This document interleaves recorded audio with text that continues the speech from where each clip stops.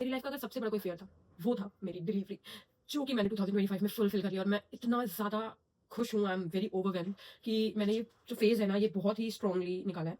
और इसके पीछे शायद मेरी फैमिली का बहुत बड़ा हाथ है। मेरी फैमिली ने मेरा बहुत साथ दिया है।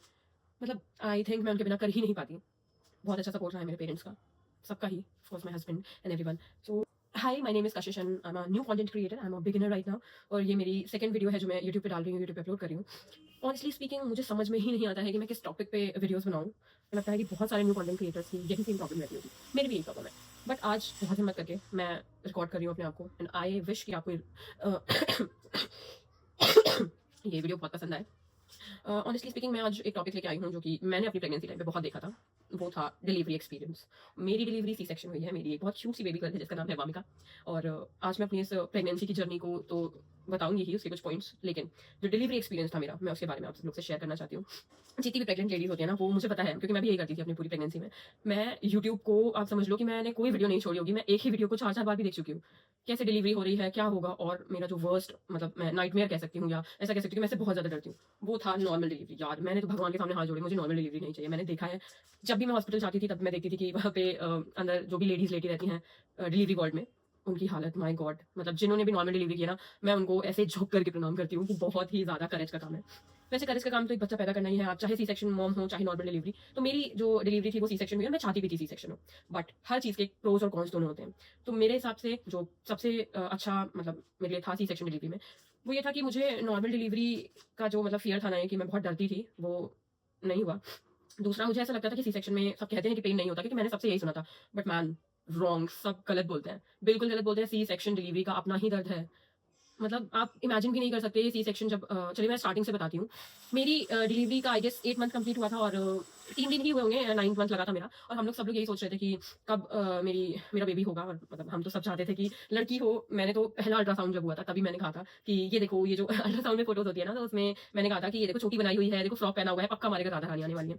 और भगवान ने सुन ली, मेरे पास मेरी राधा रानी, मेरी वामिका है। मिस टू उसका घर का नाम है। और मैं इससे ज्यादा खुश मुझे लगता है अपनी लाइफ में नहीं हुई हूँ, जब मैंने उसे महसूस किया, उसे देखा, उसे छुआ।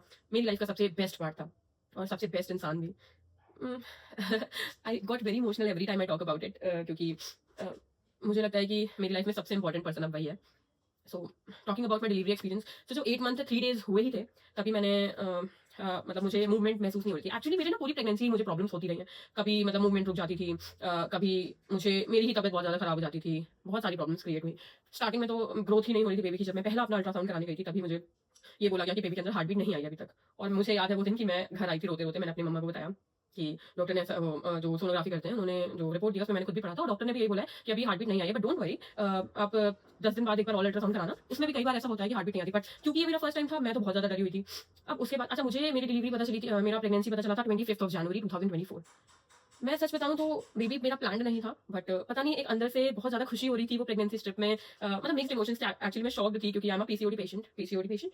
सो बहुत ही कम चांसेस होते हैं, बहुत ज़्यादा मेहनत लगती है इन पेशेंट्स को कंसीव करने में, और मुझे तो पूरा भरोसा था कि हो ही नहीं सकता। तो मैंने तो अपनी मम्मी को कहा था कि बिल्कुल भी नहीं हो सकता है कि मैं प्रेग्नेंट हूँ। But she pressurised me to check कि एक बार देख लो क्या चीज़ आता है। फिर मैंने चेक किया and boom, I was pregnant. That day I just video called my husband. I was in Kanpur, क्योंकि मैं आई थी पगफेरा, कहते हैं शादी के टाइम पे नहीं पगफेरा कर पाए थे हम, तो मैंने बहुत टाइम बाद पगफेरा किया था। आई गेस मेरी शादी नवंबर में हुई थी, नवंबर 2024, और जनवरी 2025 में मुझे पता चला था प्रेगनेंसी का। तो जनवरी 2025 में मैं आई हुई थी, खिचड़ी के टाइम पे आई थी, और 14 को आई थी, 25 को मुझे पता चला कि आई एम प्रेग्नेंट। उसके बाद हार्ट बीट आई धीरे धीरे। जितना जितना टाइम बढ़ता रहा उतना उतना डर बढ़ता रहा कि कहीं कोई प्रॉब्लम ना हो जाए। इतनी वीडियोज, इतना सब कुछ देखते थे, इतनी न्यूज़ देखते थे कि बेबी के साथ ऐसा हो रहा है। तो हमेशा मतलब हमारा जो 9 महीना गुजरा है ना, वो पूरा डर में ही गुजरा है। पूरी फैमिली का सब डरे ही रहते थे कि कहीं कुछ प्रॉब्लम ना हो जाए। और एक्चुअली मैं अपनी किस्मत से इस चीज़ में बहुत ज़्यादा डरती हूँ, क्योंकि मुझे लगता है कि मेरी किस्मत मतलब काफ़ी डाइसी रहती है हमेशा ही।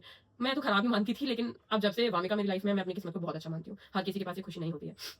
Now talking about my delivery experience, 8 month 3 days से जब मुझे मूवमेंट नहीं फील हो रही थी। एक्चुअली मेरे हस्बैंड उस टाइम आए थे, एक ही दिन हुआ था। दूसरे दिन ही मुझे ऐसा लगा था कि मुझे मूवमेंट नहीं फील हो रही है, तो हम गए हॉस्पिटल। वहाँ पे मुझे ऐसा 2-3 बार हो चुका था। हर बार वो मुझे एक ड्रिप लगा करके कुछ लिक्विड चढ़ाते थे, यूज़ करते थे, ठीक है? तो मूवमेंट फील हो जाती थी। इस बार भी सेम हुआ कि मुझे मूवमेंट फील होने लगी उस टाइम के लिए। बट डॉक्टर ने कहा कि कुछ टाइम वेट करो, हम फिर से एक बार चेक करेंगे कि मूवमेंट हो रही है या नहीं। हाफ एन आवर हो गया, मुझे कोई मूवमेंट फील नहीं हुई। तो डॉक्टर ने कहा कि एनएसटी कराएंगे आपका। एनएसटी का मतलब होता है एक स्ट्रेस टेस्ट होता है कि बेबी कहीं स्ट्रेस में तो नहीं है। तो वो मूवमेंट टाइम के हिसाब से मूवमेंट फील करते हैं, उस हिसाब से एक मशीन वो कंट्रोल करते हैं, जिससे कि हम एज अ मदर हम बता सकते हैं कि हमारा बेबी मूव कर रहा है या नहीं। जब भी मूव करते हैं तो एक बटन होता है, उसको क्लिक करते हैं तो वो रिकॉर्ड होता है। अब 20 मिनट्स तक मेरा को एनएसटी चला और उसमें मुझे एक बार भी मूवमेंट फील नहीं हुई। तो मुझे अंदर से एक कहते हैं ना कि पता चल जाता है कि कुछ तो होने वाला है, कुछ तो नेगेटिव है, कुछ तो नेगेटिव चल रहा है या होने वाला है। तो वैसे ही मुझे लगा और मुझे डॉक्टर ने बुलाया। पहले मुझसे ही पूछा कि देखिए आपकी एनएसटी बिल्कुल अच्छी नहीं आई है, बच्चा आपका स्ट्रेस में है। तो पहले तो मेरी आँखों में आँसू आ गए, मैं बहुत इमोशनल हो गई क्योंकि वही हुआ जिसका डर था। एक्चुअली एंड टाइम पे प्रॉब्लम ही आ गई। उसके बाद क्या हुआ कि मतलब ऑफ कोर्स जब आप इतना टाइम किसी को दे चुके होते हो तो आपको लगता है बस किसी तरह आप इसको मतलब सही सलामत रखो, सही सलामत आप इसको पैदा करो।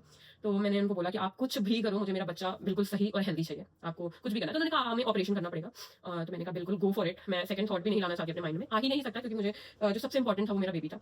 अब उसके बाद क्या होता है कि मेरी फैमिली के पास जाते हैं डॉक्टर्स और उनसे कंसल्ट किया जाता है। सेम फैमिली का भी था कि नहीं हमें बच्चा बिल्कुल सही सलामत चाहिए, तो आप सी सेक्शन के लिए बिल्कुल जाओ। तो अच्छा जब मुझे कंफर्म हो गया तो मैं बहुत रोई। लिटरली मेरी फैमिली मेरे पास आ रही, मेरी सिस्टर आ रही, मेरी मदर आ रही, मेरे हस्बैंड को तो खैर अंदर नहीं आने दिया जाता क्योंकि पूरा लेडीज वार्ड था वहाँ पे, अंदर नहीं आने दिया जाता। और मैं बस रोती जा रही थी। सब लोग आके मुझे कंसोल कर रहे थे कि नहीं सब सही हो जाएगा, डोंट वरी। लेकिन एक डर रहता है ना अंदर से, क्योंकि मुझे तो भले ही मैं चाहती थी सी सेक्शन हो, लेकिन बॉडी पे एक कट लगना नॉर्मल सा और एक इतना बड़ा सा कट लगना वो बहुत डिफरेंस होता है। एक छोटे से कट से हम इतना ज्यादा परेशान हो जाते हैं, तो ये तो एक पूरा लेयर मतलब 7 लेयर्स कटना गाइस, बहुत बड़ी बात। उसके बाद क्या होता है कि मुझे मेरे सारा चेकिंग वगैरह स्टार्ट हो जाती है कि बहुत सारी चीजें चेक करनी होती है, हमें बीपी चेक करना होता है, शुगर चेक करना होता है, क्योंकि बहुत ही कॉम्प्लिकेटेड प्रोसीजर होता है। हो बहुत जल्दी जाता है इसलिए मुझे लगता है बहुत ईजी सी चीज है, तुरंत हमने कट किया बेबी आ गया, नहीं बहुत कॉम्प्लिकेटेड प्रोसेस होता है इसका।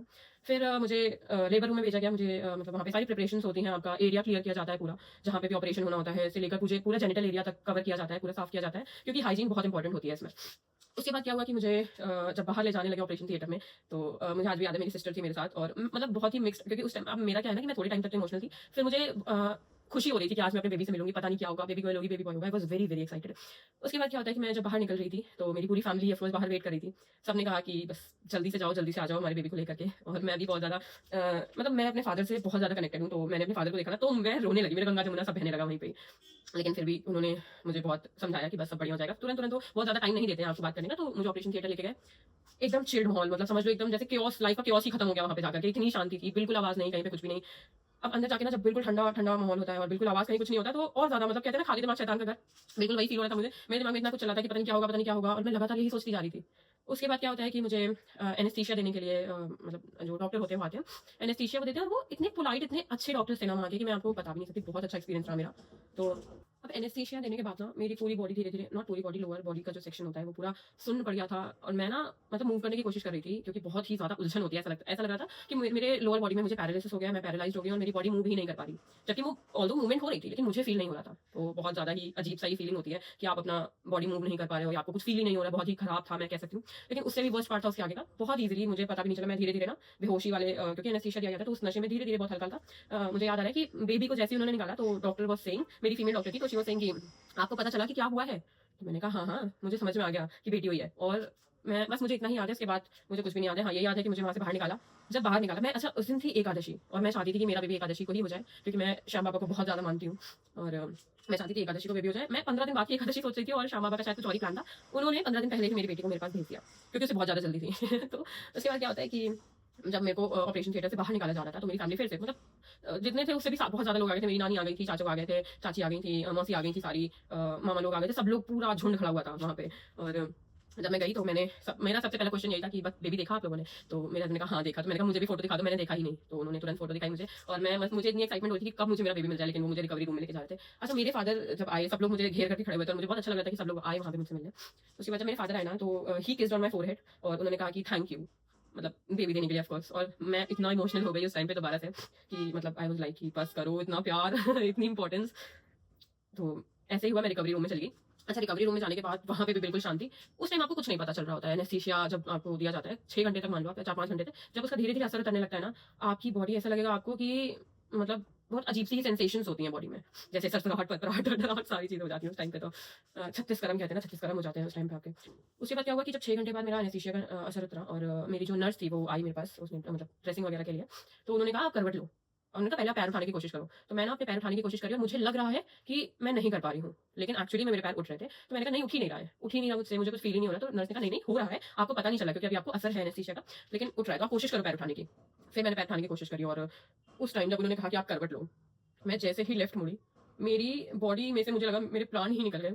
मेरी पूरी बॉडी शिवर कर रही थी दर्द से, ठंड से नहीं दर्द से। मेरी पूरी बॉडी, मेरी आंखों से आंसू निकलते जा रहे हैं, वो ड्रेसिंग कर रही है। मैं कह रही मैं अपने आप को कंट्रोल नहीं कर पा रही, मेरी बॉडी पूरी शिवर हो रही है। आई एम रियली सॉरी, क्योंकि बहुत एम्बैरेसिंग हो जाता है यार किसी के सामने से कांपते रहना, है ना। तो बहुत ज्यादा एम्बैरेसिंग था मेरे लिए। बट बहुत अच्छी नर्सेस थी, बहुत सपोर्टिव थी। तो उन्होंने बहुत अच्छे से मुझे समझाया कि थोड़ा टाइम लगेगा आप इस चीज़ से मतलब निकलने में, लेकिन अ, हो जाएगा, सब सही हो जाएगा, डोंट वरी अबाउट इट। तो मुझे लगता है कि उस दिन मैं दर्द तो था ही ऑफ कोर्स मुझे, लेकिन मुझे एक्साइटमेंट थी कि मुझे अपने बेबी से मिलना है, तो वो सारा मुझे लग रहा था कि वर्थ इट हो जाएगा अगर मैं अभी बेबी को मिल जाऊँगी।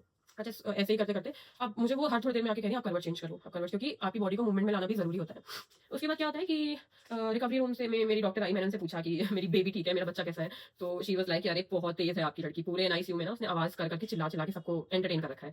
तब मेरी जान में कहीं जान है। तो जब मैं रिकवरी रूम में थी ना, तो मेरे अंदर जो फीलिंग हो रही थी कि मुझे अपने बेबी से मिलना है बहुत जल्दी, तो डॉक्टर ने जब ये बोला तब मेरी कहीं जान में जान आई, मुझे बहुत अच्छा लगा कि मेरा बच्चा बहुत एक्टिव है, बहुत अच्छा है, बहुत हेल्दी है। ऑल्दो हेल्दी तो मैं नहीं कहूँगी, उस टाइम पे मेरी बेबी प्रीमैच्योर प्री टर्म थी, तो उसका वेट काफ़ी कम था, 2.2 केजी था। स्टिल मुझे होप थी, और होप क्या, मुझे ना बहुत अच्छा लग रहा था कि मेरा बच्चा कम से कम सही सलामत बाहर आया, और मुझे पता है कि मैं कर सकती हूँ। मुझे अपने ऊपर पूरा भरोसा था, अपनी फैमिली पे पूरा भरोसा था कि वो बहुत सपोर्टिव है, वो मेरे बेबी को जल्दी से हेल्दी कर देंगे हम लोग मिल करके।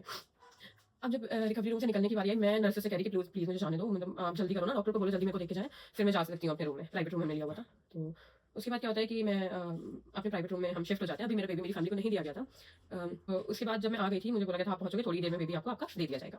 जब मेरा बेबी मुझे दिया गया, मैं वो क्लिप ऐड करूँगी, मैं इतना ज़्यादा मतलब एक्साइटेड कह सकते हैं, मैं ऐसा था कि मतलब मुझे समझ में भी नहीं आ रहा था कि इतना, मतलब जब मैंने फ़ोटो देखी थी ना, उसमें वो हेल्दी लग रही थी। और जब वो हाथ में आई, इतनी छोटी-सी यार, लिटरली वो इतनी छोटी-सी बेबी, इतना सॉफ्ट उसकी बॉडी, और मैं सोच रही थी कहीं मैं उसको छूऊँ तो मैं उसको चोट ना लग जाए। इतनी सॉफ्ट थी वो, है ना? सारे ही बच्चे होते हैं स्टार्टिंग में।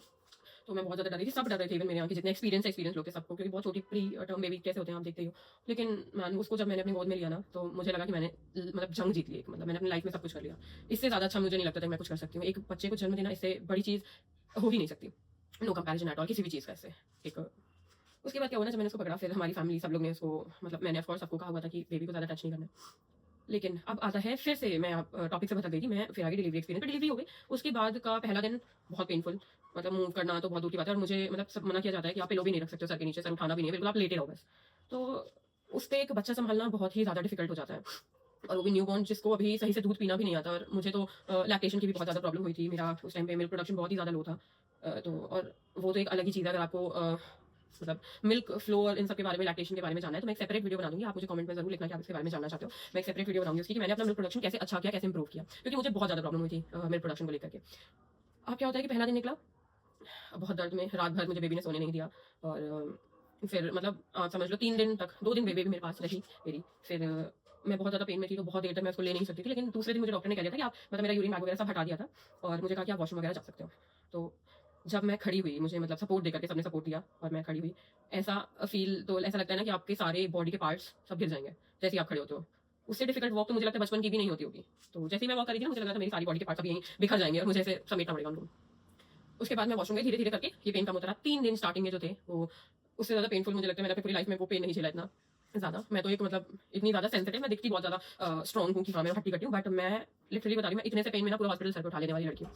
उसके बाद क्या होता है कि 3 दिन कैसे निकले, तीसरे दिन के बाद मुझे काफ़ी आराम मिला, मतलब एक सडन आराम मिलता है। जैसे आपको नॉर्मल डिलीवरी में डिलीवरी होने के जस्ट बाद आराम मिलता है ना, तो वैसे ही सी सेक्शन में तीसरे दिन के बाद मुझे सडन आराम मिल गया बहुत ज़्यादा।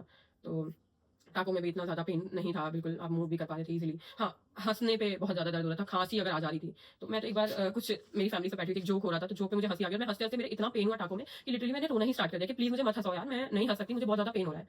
तो मेरी डिलीवरी का एक्सपीरियंस कुछ इस तरह था। लेकिन मैं बस लास्ट में इतना ही कहना चाहूँगी कि चाहे सी सेक्शन हो, चाहे नॉर्मल डिलीवरी हो, आप एक मदर के एफर्ट्स को कभी भी कंपेयर मत करो। बहुत ही डिस्टर्बिंग चीज़ होती है जब कोई कहता है कि अरे इसका तो सी सेक्शन ही हुआ है, क्या ही किया होगा इसने। तो दोनों ही चीज़ अपनी जगह पे ना बहुत ज़्यादा डिफिकल्ट है। मुझे ऐसा लगता है कि इस सोच से हमें बहुत ज़्यादा ऊपर उठना चाहिए। आज के टाइम पे मुझे नहीं पता कि आज के टाइम पे भी ऐसे लोग हैं या नहीं। लेकिन मैंने अपने एज़ ऑफ माय एक्सपीरियंस, हाँ, मुझे ऐसे लोग ज़रूर मिले हैं, जो कह रहे थे हैं कि सी सेक्शन तो बहुत ईज़ी होता है, इसमें क्या है, तुमने चीरा लगवाया, बेबी कर दिया। बट ऐसा नहीं होता यार, बहुत ज़्यादा डिफिकल्ट चीज़ है ये, और आपको ये समझना पड़ेगा। अच्छा, मैं यहाँ पे वीडियो एंड करती हूँ, बहुत बड़ी वीडियो होती जा रही है। तो अगर आपको इसके बारे में और कुछ जानना है, चाहे वो ब्रेस्ट फीडिंग से रिलेटेड हो, चाहे वो बेबी केयर से रिलेटेड हो, चाहे एनीथिंग, प्रेगनेंसी के टाइम पे कुछ प्रॉब्लम्स, क्या प्रॉब्लम, आप मुझसे शेयर कर सकते हो।